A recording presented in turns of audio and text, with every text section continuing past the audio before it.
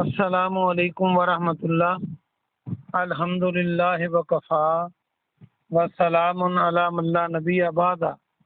اللہ مہربان کے فضل و کرم سے ہمارا آج کا سبق سورہ البقرہ کی آیت نمبر 198 ہوگا، 198۔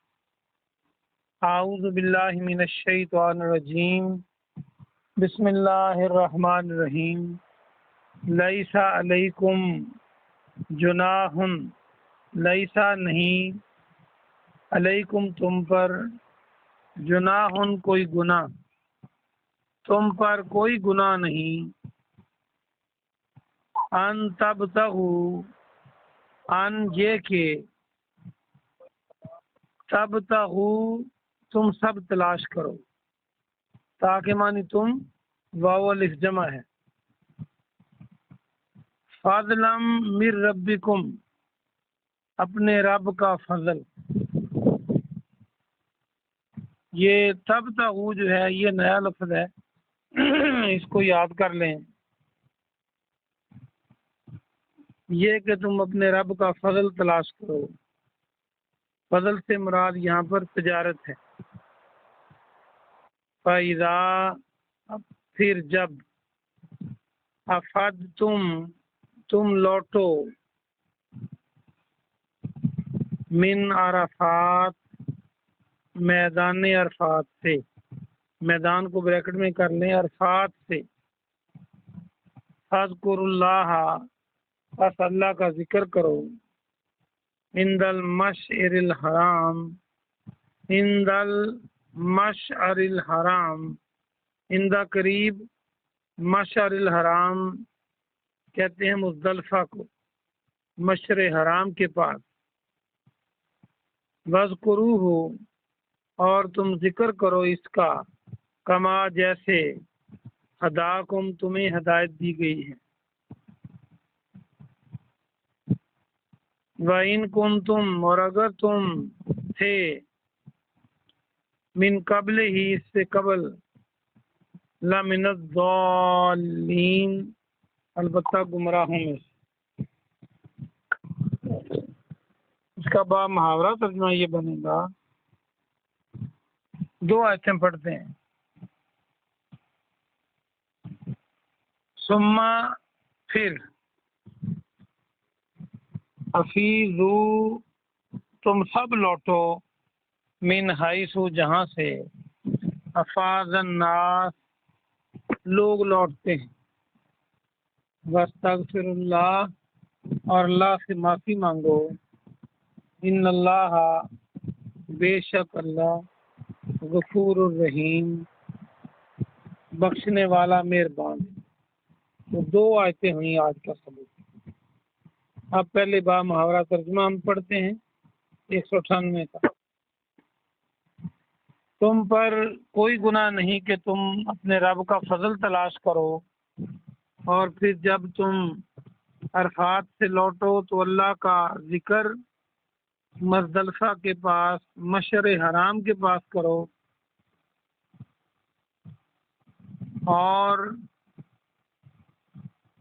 تم اس کا ذکر اس طرح کرو جس طرح تمہیں ہدایت اس نے دی، اور اگرچہ اس سے پہلے تم گمراہ لوگوں میں سے تھے، کہ جب جہاں سے سب لوگ لوٹیں، اگلی آیت، تو تم بھی وہیں سے لوٹو اور اللہ سے معافی مانگو، بے شک اللہ تعالی بخشنے والا مہربان ہے۔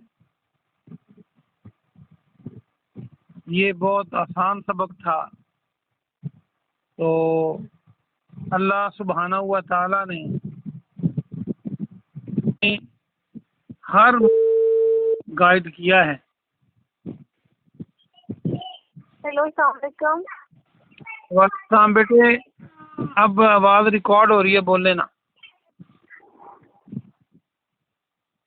تو آئیے ہم اس کی تفسیر دیکھتے ہیں، کیونکہ یہ حج کے بارے میں بات ہو رہی ہے۔ تو اللہ سبحانہ و تعالی نے پچھلے سبق میں آپ کو یاد ہوگا فرمایا تھا کہ زاد راہ لے لیا کرو، اور بہترین زاد راہ تقوی ہے، یہ حج کی بات ہے۔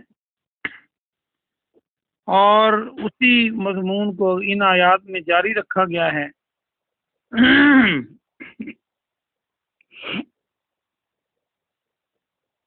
اللہ فرماتا ہے کہ تمہاری نیت تو حج کی ہونی چاہیے، اور عمرے اور حج دونوں میں اللہ کو خوش کرنے کی۔ لیکن اگر کوئی وہاں جا کر حج عمرہ کرنے کے بعد اپنے رزق کے لیے، کاروبار کے لیے کوئی خرید و فروخت کر لے تو وہ بالکل جائز ہے۔ اللہ فرماتا ہے یہ تم پر گناہ نہیں ہے۔ اصل میں بعض لوگ اس وقت بھی اور آج بھی یہ سمجھتے ہیں کہ جو حج کرنے جاتا ہے بس وہ حج کرے۔ یہ اپنے پاس سے بنائی ہوئی بات ہے۔ اللہ تو قرآن میں فرماتا ہے کہ تم پر کوئی گناہ نہیں اگر تم اللہ کا فضل تلاش کرو، مطلب کوئی چیز خرید و فروخت کر لو، کاروبار کر لو تو کوئی مسئلہ نہیں، آپ نے حج تو پورا کر لیا۔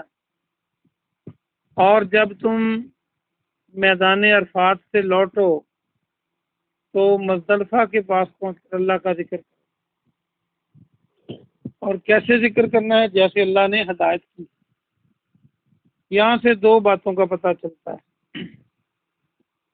ایک تو کیونکہ اسلام سے پہلے بھی حج جائز تھا اور لوگ کرتے تھے، تو وہ اپنے بڑوں کا تذکرہ کرتے تھے، تو اللہ نے فرمایا کہ جب تم یہ کر لو تو تم اللہ کا ذکر کرو۔ اور اللہ کا ذکر کیسے کرنا ہے؟ جیسے اللہ نے بتایا ہے۔ پورا دین اسلام ہی چونکہ یہ مکمل دین ہے، اور جو چیز مکمل ہوتی ہے اس میں ہر چیز ہوتی ہے تو مکمل ہوتی ہے۔ اگر اس میں کوئی کمی رہ جائے تو اسے مکمل نہیں کہتے۔ آپ مکان بناتے ہو اور اگر آپ اس کا فرش ہی نہ لگاؤ تو آپ اس کو مکمل نہیں کہتے۔ تو جو دین مکمل ہے تو ہر چیز اس کے اندر موجود ہے۔ تو اللہ نے جیسے رہنمائی فرمائی، ہدایت کی ہے، اسی طرح عبادات کو کرنا چاہیے۔ اگر ہم اپنی مرضی کریں گے تو پھر وہ قابل قبول نہیں ہوگی، کیونکہ اللہ نے نبیوں کو اسی لیے بھیجا کہ وہ اللہ کے بندوں کو اللہ کی مرضی بتائیں۔ تو ہم پاکستان میں دیکھتے ہیں کہ کتنی ہی عبادات لوگ خود بنا لیتے ہیں اپنی مرضی سے، نہ اس کا ذکر قرآن میں ہوتا ہے نہ حدیث میں ہوتا ہے۔ تو یہ مذہبی قوانین بنانا یہ جس نے کائنات پیدا کی ہے اس کا حق ہے کہ لوگ زندگی کیسے بسر کریں گے، لوگ عبادت کیسے کریں گے، لوگ لین دین کیسے کریں گے، لوگ آپس کے معاملات کیسے کریں گے، یہ وہی بتائے گا جس کی کائنات، اور وہ اللہ ہے۔ اور اللہ فرماتا ہے پہلے اس میں کیا شک ہے کہ تم گمراہ تھے۔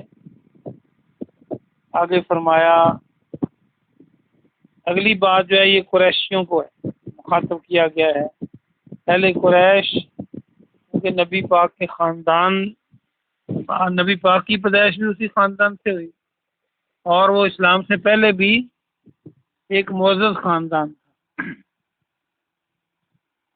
اور جب وہ حج کرتے تو وہ لوگوں جہاں سے لوگ لوٹتے واپس وہ اس سے پہلے لوٹ جاتے۔ وہ کہتے جی ہم تو قریشی ہیں، ہم تو بڑے متبرک ہیں۔ آج بھی اگر آپ دیکھیں تو کئی لوگ، کئی مولوی، کئی پیر، وہ اپنے آپ کو دوسروں سے سپر کہتے ہیں، اور وہ چاہتے ہیں کہ قوانین ان کے لیے الگ ہوں اور عوام کے لیے الگ ہوں۔ تو اس لیے یہ اللہ نے جو بتلایا ہے کہ تم بھی وہیں سے لوٹو گے جہاں سے دوسرے لوٹتے ہیں۔ اب کبھی آپ نے دیکھا ہے کہ مسجد میں پہلی صف میں امیروں کو کھڑا کر دیا جائے اور غریبوں کو پیچھے نکال دیا جائے؟ عبادات میں ایسا نہیں ہوتا، اور اللہ نہیں چاہتا، یہ بات پسند نہیں کرتا۔ پھر فرمایا کہ اللہ سے توبہ کرو، اور اللہ بخشنے والا مہربان ہے۔ جو تم باتیں کرتے ہو، جو تمہاری سوچیں ہیں، جو تمہارا رویہ ہے، جو تمہارے اعمال ہیں، کہ اللہ نے تو کہا ہے جو متقی اور پرہیزگار ہے وہ زیادہ عزت والا ہے میرے قریب، تم اپنے اور معیار بنا لیتے ہو۔ اللہ پاک سے دعا ہے کہ اللہ پاک آپ کو اور مجھے عمل کی توفیق عطا فرمائے۔ سبحان ربک رب العزت عما یصفون، وسلام علی المرسلین، والحمد للہ رب العالمین۔